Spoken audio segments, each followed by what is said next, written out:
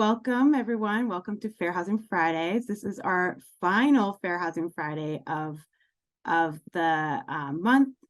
We've been celebrating Fair Housing Month here at CVOEO's Fair Housing Project. And we're really excited that you were all able to join us today. This one is called Visions of Home, and we're really thinking about our housing language, and to have a great set of panelists from Vital Communities, from the Hinesburg Housing Committee, and from Burlington's Planning and Zoning, who I'll introduce in a second. But just to give a brief little introduction to who we are and what we're doing here today. I'm Corinne Yantz. I'm from CVOEO's Fair Housing Project. I know most of you on the call, so that shouldn't be so surprising. But the Fair Housing Project is a statewide program in the state of Vermont, and we do education and outreach for fair housing and around housing discrimination and inclusive housing. And each April, as I'm sure you're all well aware now, because we are in our final week almost of Fair Housing Month, we celebrate the passing of the Fair Housing Act of 1968, April 11th. And we do that to help further fair housing education. And we really think about creative ways to get the community involved. So the Fair Housing Act, briefly, as we know, put into essential protections in federal law, making it illegal to discriminate in the rental, sale, or financing of housing based on race, color, national origin, religion, sex, family status, and disability. And then each state has the opportunity to expand on the Fair Housing Act. And here in Vermont, we have the additional protections of age, marital status, sexual orientation, gender identity, receipt of public assistance, denial of development, permanent based on income of prospective residents, and most recently, victims of abuse, sexual assault, and stalking. And that's just our very brief intro to fair housing, because we know a lot of you have been involved in these conversations this past month, but always we offer the opportunity to invite us into your community, into your program, into your workplace, and we can have a more expansive fair housing conversation with you. And then just to kind of set the stage for today, here at CVOEO's Fair Housing Project, we've been talking a lot about the language of housing. In other words, we've been thinking about how we talk about housing, where we have those conversations, and what words and images we use to communicate housing information. The acronyms, words, and images we use, and even places where we have those conversations, are not accessible to everyone. We heard last week from Jordan and Maeve, two media makers in the Connecticut River Valley, who shared how the limited housing stock make it challenging for renters to speak up when they're being treated unfairly or facing discrimination. And the week before, we heard from Megan from Evernorth, Juniper Creatives Will and Jennifer, and Sal from Lauren Tide about how resident participation in their living spaces make for more thriving, connective, and even more efficiently developed communities. And today we will talk about how the housing conversation, how to bring that housing conversation to our community members, shift the conversation to be more inviting, and expand our ideas about what Vermont communities look like. And that's because opportunities for community engagement in the policies we implement in towns, cities, and states, they're really, they're avenues for community members to ensure their needs and shared spaces are not steamrolled by policies that are coming from the government, the state, not because that those policies are bad, but because community members really know what their needs are. But we also now know that only a select people can have access to these conversations. And so we're really trying to work on how to bring those conversations to our community and make them more inclusive. So without further ado, I'm going to introduce our three panelists. We're going to start with John Hafner, who's joining us from Vital Communities. Hi, John. Hi, nice to be here. Thank you, Corinne. I'm going to just share my screen real quick and make sure I'm in the right spot. Okay. How's that? Can folks see it? Looks great. Excellent. All right. Thanks so much for being here. Like I said, my name is John Hafner, and I'm from Vital Communities. I'm a transportation housing program manager at Vital Communities. And for those of you who don't know who Vital Communities is, it's a nonprofit that cultivates the civic, environmental, and economic vitality of the Upper Valley region of 69 towns spanning the Connecticut River on both sides of the river in Vermont and New Hampshire. And I really like the charge of this webinar, and Corinne, what you and Justin and others have been doing with the series to try and create a more expansive housing vocabulary. Because when we talk about housing, and what I'm going to talk about in this presentation is that a lot of mental conceptions come to mind, and there are a lot of assumptions that go with those mental conceptions of what housing is, what a home is. And so I want to try and unpack some of those assumptions here to reveal a little bit more about our state's housing system. So I'm going to begin, in order to do that, I'll begin with a story of a Vermont home. Now, this is just a stock image when you Google Vermont home, and this is the kind of image that comes up. I think we're all familiar with that kind of mental conception that emerges about what a house in Vermont is, or what the character of a Vermont community is.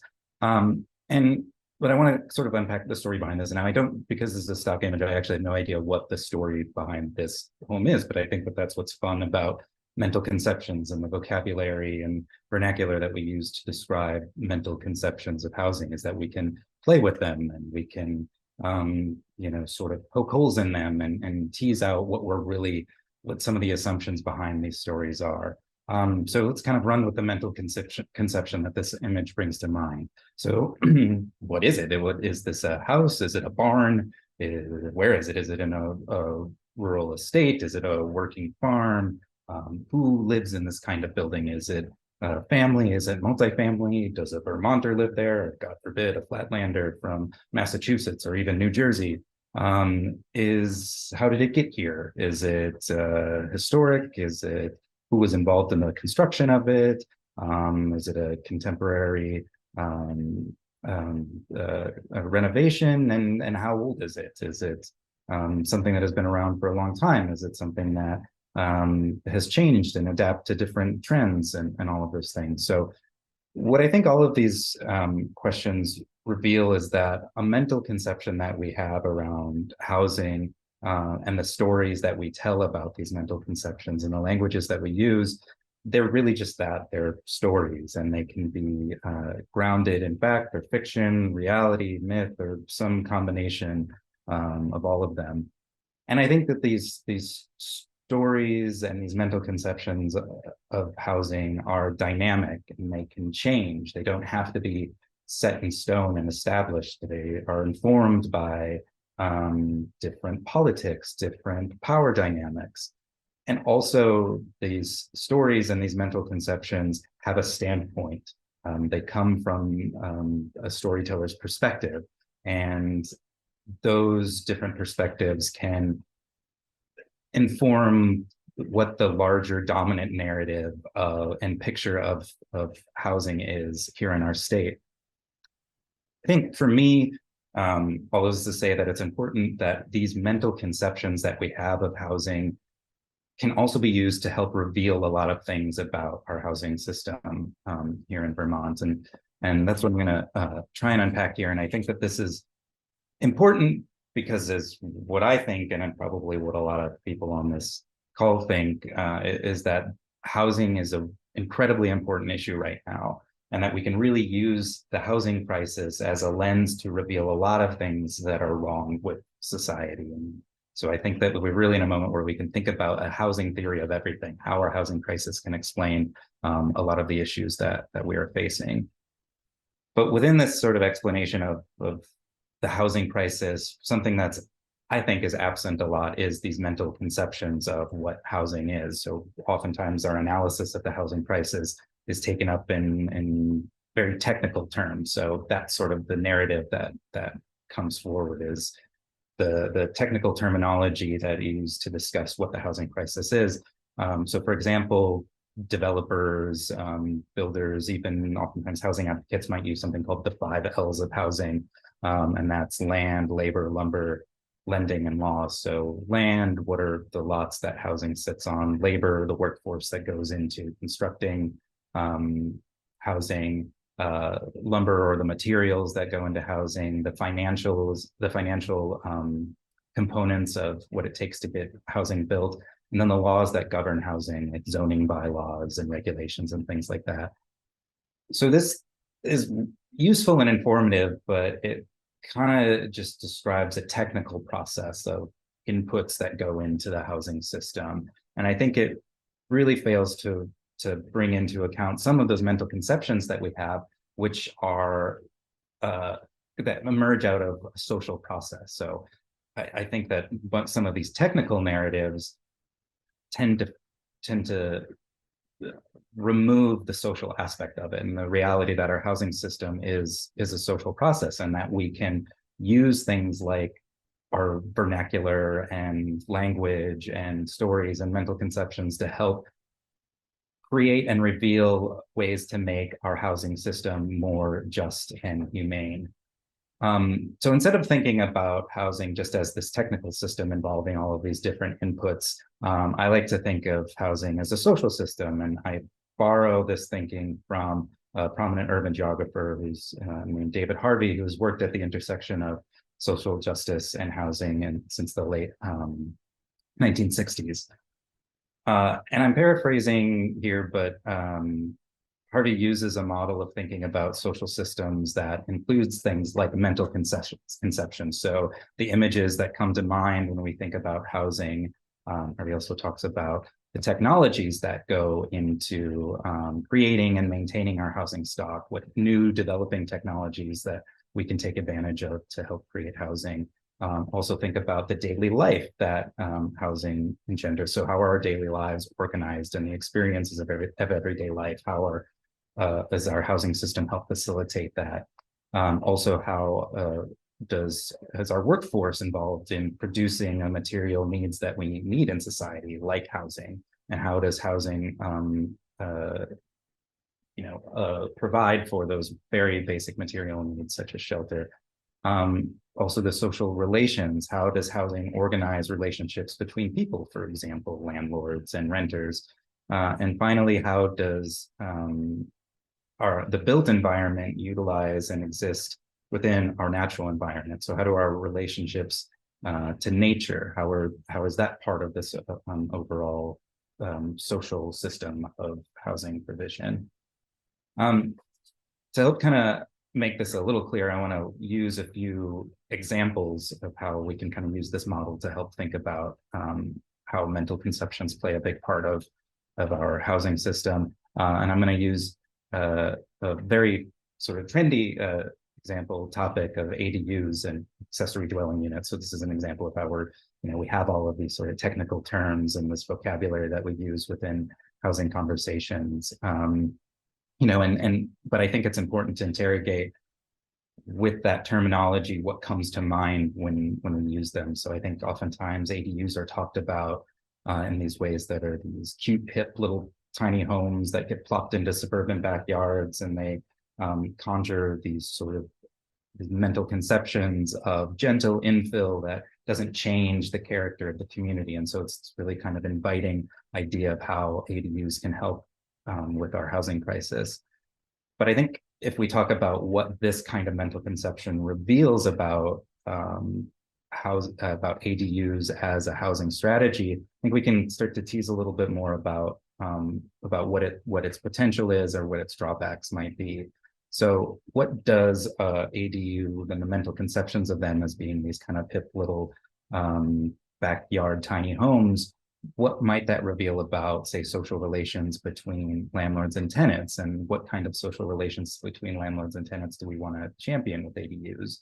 Do we want them to exacerbate disparities between renters and property owners within the housing system? Or do we want to maybe think about ways that can shift the dynamics between renters and property owners to be integrated much more into a collective neighborhood and community?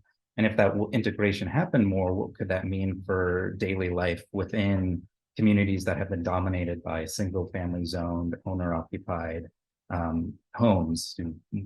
Neighborhoods could then be intermixed between more property owners and renters, and then property owners would have to see renters as full human beings and not just as ATM machines. And then in doing so, how could that change our mental conceptions of ADUs from this kind of hip passive income earning opportunity for already affluent homeowners towards something that could be could really challenge some of these inequities within our housing system.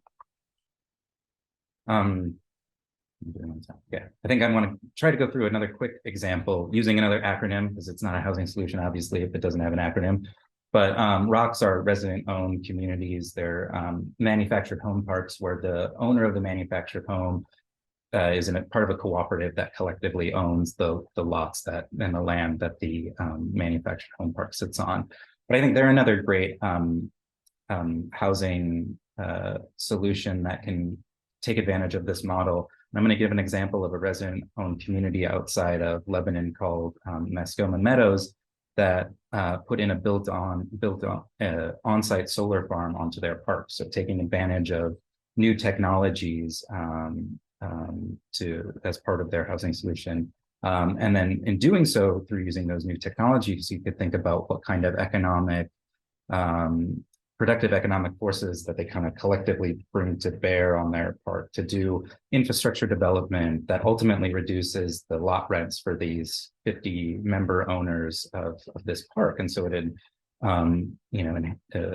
creates economic opportunity for them to collectively own and improve their material lives.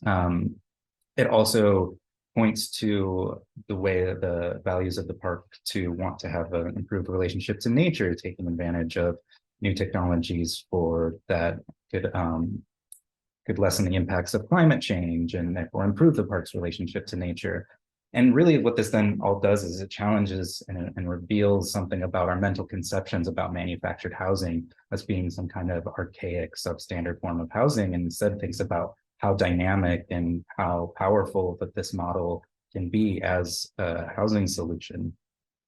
So these few examples, I think, are just for me wanting to try to articulate that when talking about language and the vernacular and the mental conceptions that we're using about housing, how they're actually what we're talking about are these dynamic systems and processes that go into home creation. So it's not just about our housing stock or the construction pipeline or capital stack or housing supply and demand. Those terms tend to just engender this benign system of inputs and outputs and doesn't really take into account things like our daily lives, our relationship to each other, our relationship to nature. And I think using a kind of much more expansive model like this can help us think about how little interventions into the housing system can actually be big ways of creating a better, more, I think, just collective future when it comes to housing.